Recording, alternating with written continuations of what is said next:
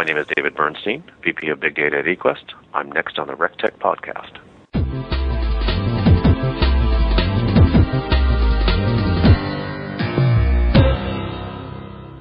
And welcome to RecTech, the recruiting technology podcast. I'm your host, Chris Russell. I'm a consultant who helps job boards and HR tech startups with strategy and marketing. The goal of this show is to highlight innovative recruiting technology vendors along with the trends shaping the world of online recruitment. If your firm would like to be interviewed for an upcoming show, just pitch me by emailing cr@chrisrussell.io. I'm looking for startups, job boards, even recruiters who want to share how they use digital recruiting in their day-to-day lives. Today, my guest is David Bernstein. He directs Equest Big Data for HR/Predictive Analytics Division, which enables organizations to make better informed decisions about their recruiting and hiring strategy. David's background includes pioneering HR technology roles at PeopleSoft, startup company HR Solutions, and building HR technology platforms for global Fortune 1000 companies such as Solectron and Hitachi. We passed each other in the halls at the recent TA Tech conference in Orlando, Florida, but didn't get to meet. So we're doing it virtually by phone. And David, welcome to the show. Good to have you. Well, and thanks for having me, Chris. I appreciate being here. Yeah, it's sorry to get the chance to touch base in Orlando, but glad we're here now. So can you explain to the audience what Equest does? I'm not sure everyone knows. People know the name, but may not know what you do. Okay. Well, our core business is relative to distributing jobs to any destination in the world that can take a job listing. Job advertising. How do you get your jobs out from your career site and beyond in a more efficient and smart kind of way? So our business is wrapped around that distribution technology. We're an engine. It's analogous, I'll say, to email marketing. You have send-outs and open rates and views. Download the white paper kind of data rates. And that's essentially for 22 years what Equest has always been doing is at an HR use case of email marketing. We're sending out job ads. We're tracking how much interaction, what the view and click-through rates are on those ads. And ultimately, is anybody actually even submitting their resumes for these positions? Okay. And you work with job boards kind of at the behest of your clients, the employers in that case. Tell us more about how you integrate with the job boards and things like that. Sure. So at the core, Equest is really a plumbing play. We are the wiring between, I can't even count now, hundreds of applicant tracking systems and thousands of global destinations to send job advertising out to. So we're that wiring in between. A customer doesn't log into Equest; they log into their applicant tracking system if they're going to log in at all. In some cases, we have customers where we just scrape their information and have the rules set and do the push. But generally speaking, they'll log into their applicant tracking system and they'll invoke Equest through their ATS, and up comes the Equest console with all the information about them and that job and their employer and the business rules relative to inventories and availability, slots, posts. All of that comes up automatically on the click as they bring up Equest, and with a couple of quick screens, they're able to send one job out to n number of destinations in literally seconds of time. Right. Okay. Yeah. So from kind of so you see a lot of all this data happening, within the job product itself. From a macro point of view, what is the big data from your standpoint telling HR people and vendors right now about what's happening inside the world of talent acquisition as it comes online? At the core of it, Chris, it's that there are sweet spots. I'll put it that way. Okay. I was, funny side story, but very related. I was in the Newark airport the other day and waiting at the gate, and there's a guy standing there wearing a T-shirt that really kind of encapsulated, the phrase on the shirt was simple but true, the secret to fishing, and it had a big fish in the middle, and the secret to fishing underline, fish where the fish are. and fundamentally, as simple as that sounds, that's what we are using our big data here for, is to help employers point their advertising to the destinations in advance that have the greatest likelihood of having response rates. It's really at the core, right? We know employers are not running ads because it's a sport or it's fun, right? There's critical business issues on the line. They need to generate candidate flow as quickly as possible, hopefully a qualified candidate flow for the best cost, right, and the highest volume. It's not a guessing game. It doesn't have to be a guessing game. We have data today that is available that says there are regular patterns to where candidates of certain types in what geographies tend to respond best, most frequently, fastest. All of these kind of key issues for talent acquisition teams. Mm-hmm. So we're leveraging that kind of data and putting that into the transaction as well as providing it in our advisory service. You mentioned geography there. What are some of the stats around that? Can you share something in terms of, does a New York candidate apply faster or convert better than a Dallas candidate, or is that what you're talking about? Well, it's more that, you can't say Career Builder is equal to Monster. There are certain job functions that we regularly see in certain metro areas will do better on one than the other, for example. Mm-hmm. And it's not just the Career Builder Monster, but it's that issue of where are the fish and what time of day do the fish tend to bite most and what kind of bait. Do you give them worms or cheese? I mean, the fishing metaphors I know have long been used in recruiting, but they really do hold a lot of merit here. It's, fishermen know that, unless you really want to just go out and have a beer and just hang out in the sun, that there really is something you can, dial into ahead of time to increase your likelihood of catching a fish. Right. You don't go fishing in the lake if you want salmon. There's all of those kind of metaphors that come to play here. There's data that regularly kind of gives that insight on, can you find the kind of IT people you need on Indeed? For example, we're watching all the way down to the response rates of resume receipt and conversion rates. And so just because you got interest, doesn't mean you're going to get submission. And how do you even word your ads to kind of not just create, the initial attraction, but you can get them engaged in your process. Yeah. Speaking of Indeed, I just saw a report from one of the ATS vendors coming out with Indeed, and Indeed's driving like half the traffic to their jobs. Is that what you're seeing from your standpoint? And kind of secondly, can you find a high-level IT talent on Indeed, or is it more just of an entry to mid-level kind of place to get most of your candidates from? Well, Equest on the advisory side, we're firmly believers that there isn't only a single sourcing strategy, let alone single destinations. So, there are higher level jobs. I've even seen CEO response through the distribution system. So I'd never tell you that there aren't high level executive types who would look at a job ad. But generally speaking, there is there's a skill level range that tends to have the highest volume rates, and then being able to dial into that. So what we also even kind of dial into, I mentioned earlier, was this kind of volumes. And so just euphemistically, we'll even say the trickle versus the stream. If you're really needing a sizable candidate flow, if you're able to back off and say, we typically need 10 interviews to get to our hiring numbers, per opening, well, then we'll be able to support you on understanding, the likely candidate response rate you get and the resume conversion. So you can figure out if you need to bundle a couple of online sources, or if it's not even going to be viable and you need to kind of immediately go, beat the passive candidate kind of bushes. Right. So it's that kind of data that's available to really help make smart decisions, not just about where and when, but which jobs make best sense for that spend. So you're not just pushing, and it's the wing it and wait. I think we've frequently called it post and pray, but it doesn't have to be the way things get done anymore. It's just now getting the word out to help understand that there are sources that recruiters can camp onto. Mm-hmm. You say there's one conversion metric that no one's talking about, which is click to submit. Can you elaborate that a little more?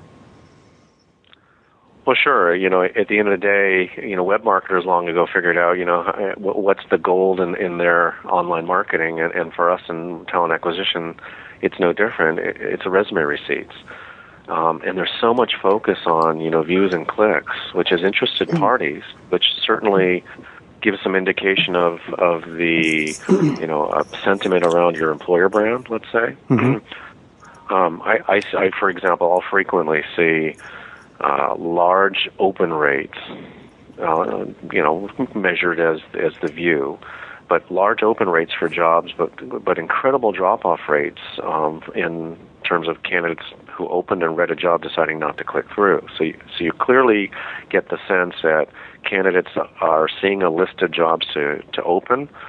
They pick from ones that they probably have some brand awareness, right? And that's where they start in a sea of jobs that supposedly meet their keyword search. Right. But are they clicking through? And more importantly, even if they do click through, are they committed to the apply process? Because at the end of the day, you can't hire a click.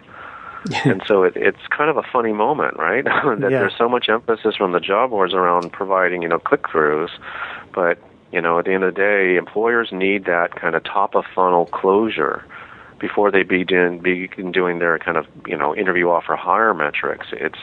It's paramount to understand what resume flow you're getting, and what we start to then be able to do with that metric is help employers then get into their quality of candidate, which is kind of the subsequent, key topic that no one else is also talking about. There's so much focus on quality of hire, but, Yeah, I mean, I don't know.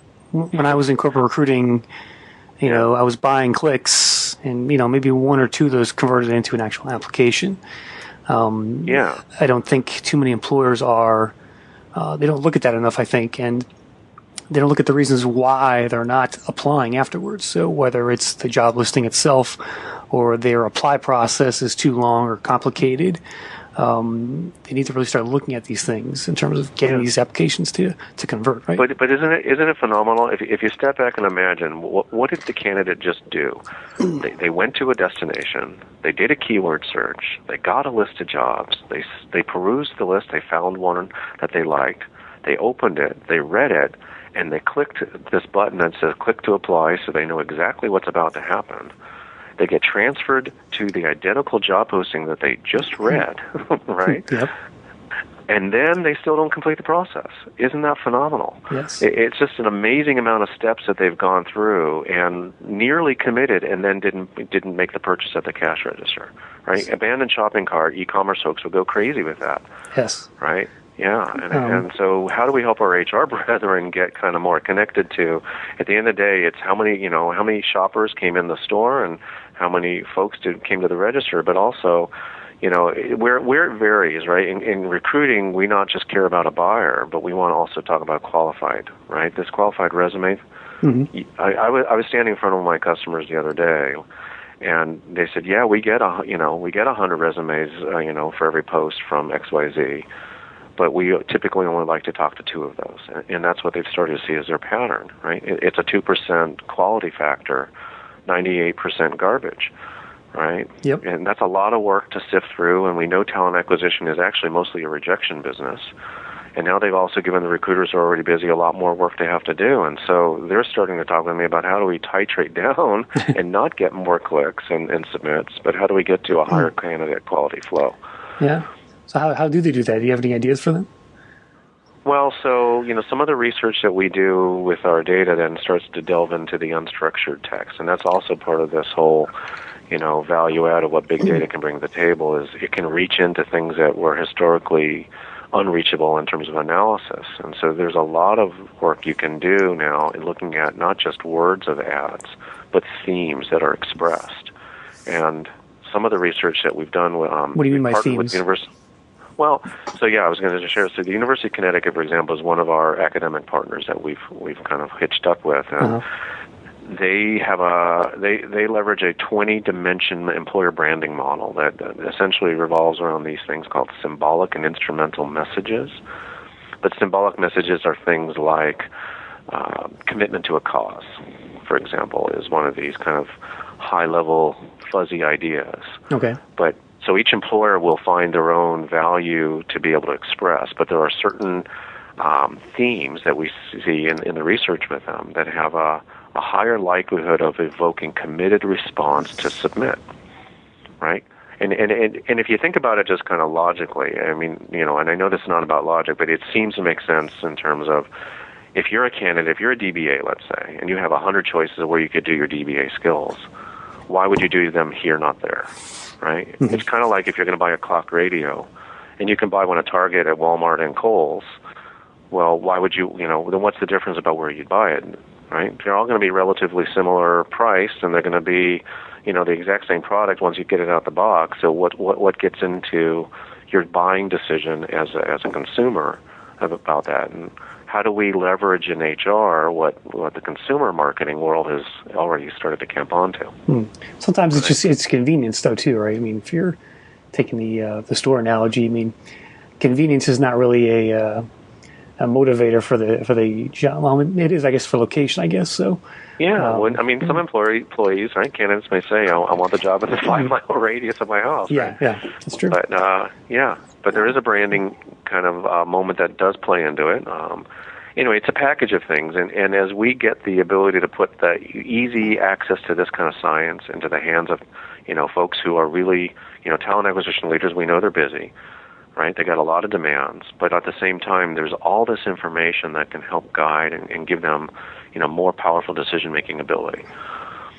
There's a lot of companies out there who force candidates to go through various types of application process, whether it takes 5 minutes or 50 minutes. What are you seeing on your end from the data that says, okay, this is too long, this is too short, this is kind of a sweet spot in terms of how you get to the candidate to apply, and then especially how that takes place in mobile, because on mobile you can't force them to do the same 45 minutes screening process that you can on desktop. So what are you seeing there in terms of those numbers?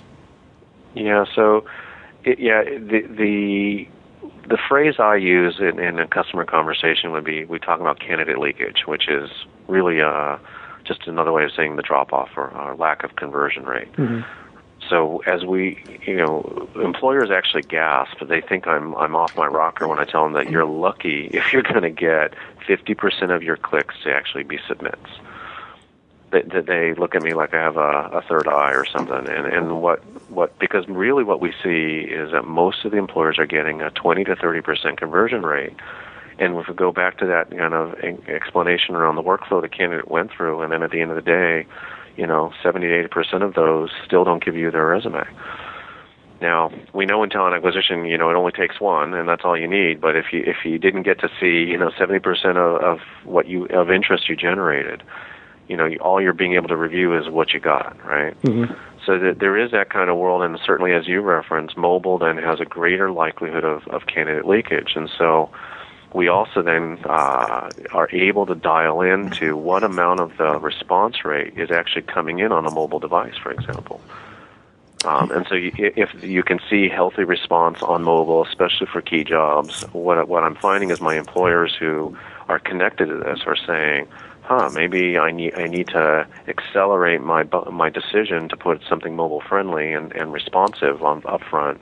Maybe I can't wait for my ATS to deliver that, right? Mm-hmm. It's that kind of using the data to kind of guide because as we watch the response rates we also know for which jobs, right? And we can also then see the drop-off rates there. And so many of my employers, like I said, are using that to kind of help gauge if and when, right? If it's a lot of admin jobs, with no offense, but if it's a bunch of admin jobs that the mobile response is coming in on, then they're okay with some leakage, right? But if it's key positions, and it's using the data to kind of help inform those decisions. But how much of candidate traffic is mobile now, would you say? Is it half? Half. For what kind of jobs and where? Well, do you have a general sense of? Hardly ever hits half. Yeah. Hardly ever. So it's last employer I was just doing a review for yesterday. We saw about a 10 to 15% mobile rate, and this is views and clicks. We're not even talking about submits. Okay. Right. So this is activity at the job board level before it even gets to their ATS. Okay. But it's interesting. I even see folks on Xbox and Wii. Right. I mean, really. Yeah, I mean it's funny. It's trivial amount of data, but there are what else? I mean, we see it even on Palm, old things. Palm Trail. Yeah, I mean the Palm Pilot. I mean it's amazing what's out there and what candidates are using, and being aware of that, sure, is key. Again, these are edge examples, but fun to talk about. But yeah, Xbox and Wii and Sony XBR. I mean, I see all of this in the data. So it's kind of telling that likely in the future, the way consumers interact with the internet world and job seeking then becomes another consumer activity, right? Yeah. So, yeah. Sounds like someone needs to start a job board inside of We there. Right? Yeah. If you were, what's the We Fit or something, or you want to take a break? And We Jobs. Yeah, We Jobs. There you go. Comes preloaded with your LinkedIn profile. Wouldn't that be right? Pretty cool. Okay.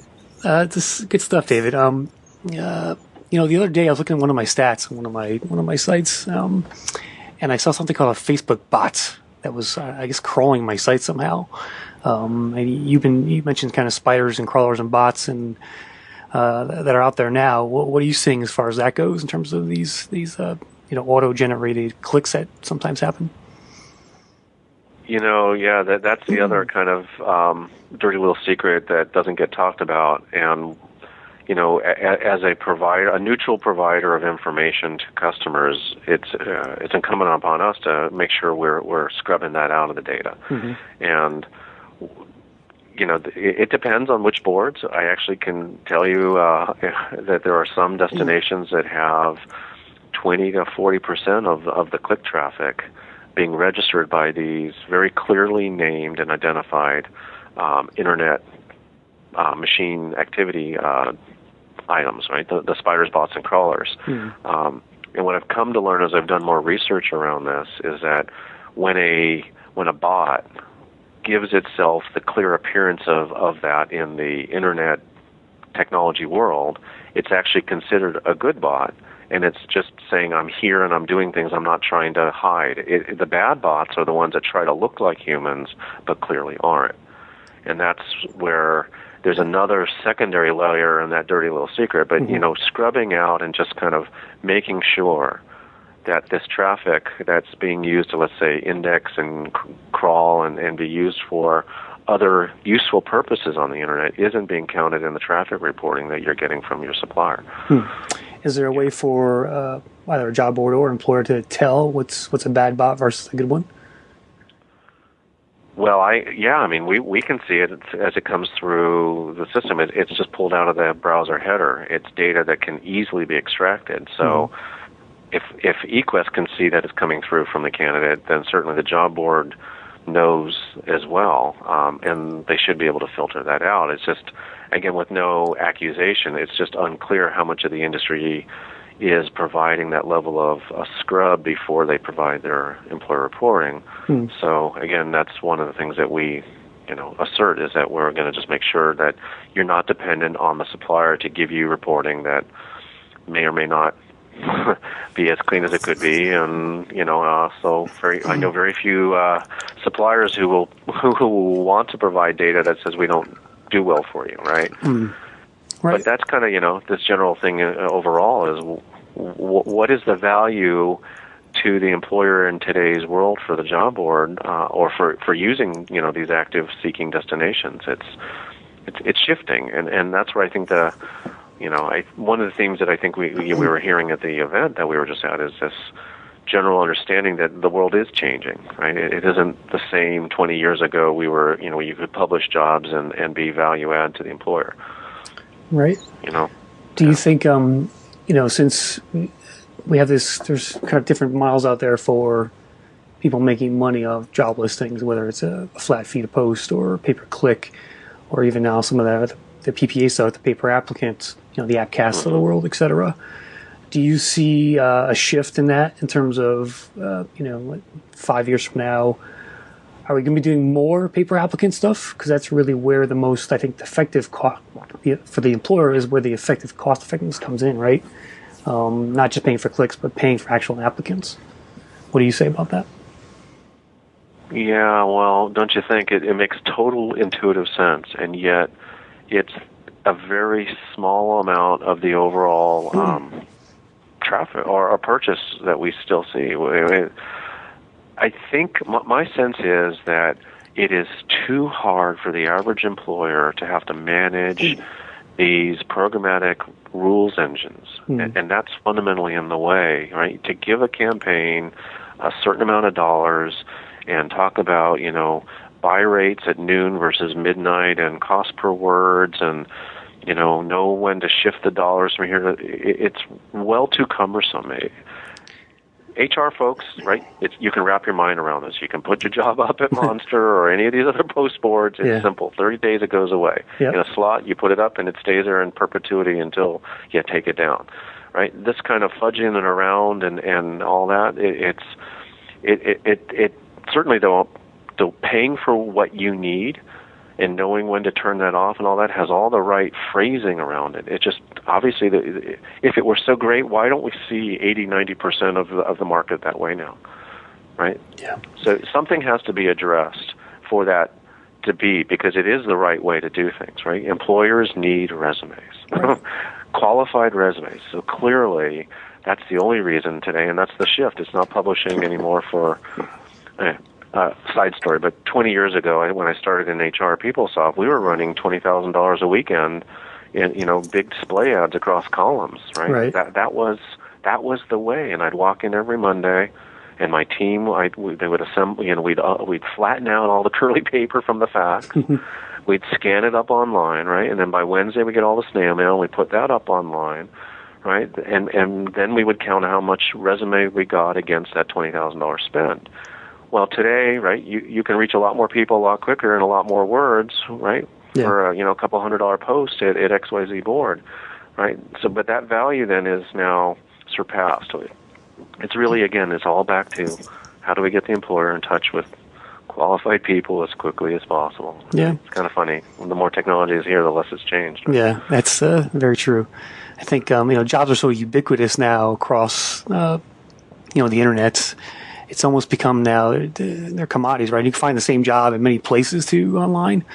So at this point, it's for the vendors, especially, I think you have to really start think about how you differentiate yourself from the other ones out there, because that job is everywhere, and if it comes from you, you need to make sure it's a quality person clicking on it. So syndicating jobs across, and it's same job shows up everywhere and all that. Is that kind of what you're also referring to? Mm-hmm. Yeah, and buying and selling clicks across things. Yeah, well, the real value, obviously, you got to go back to is employers need the candidate response. So, exactly. Yeah. Well, David, we certainly appreciate your time today. It's been a good conversation, I think. Any last words of advice for employers out there or vendors? Yeah, there's been conversation about HR or talent acquisition has sales and marketing aspects. There's been a move in the conversation to say, think like a marketer. I would say it's time that we can actually start acting like, web marketers and really step into that role. So don't be shy. Don't be afraid. The information is available, and it's more about an interest in trying to consume that kind of information to make some good decisions.